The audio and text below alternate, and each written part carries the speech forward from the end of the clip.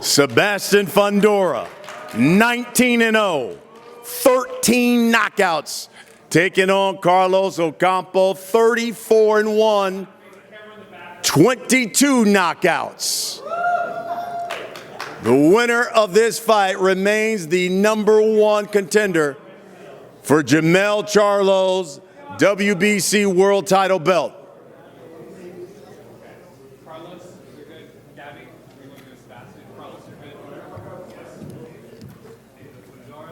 Camera in the back first.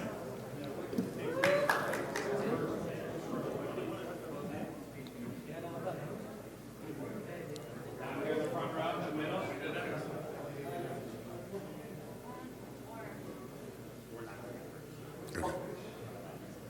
Thank you, guys. Thank you.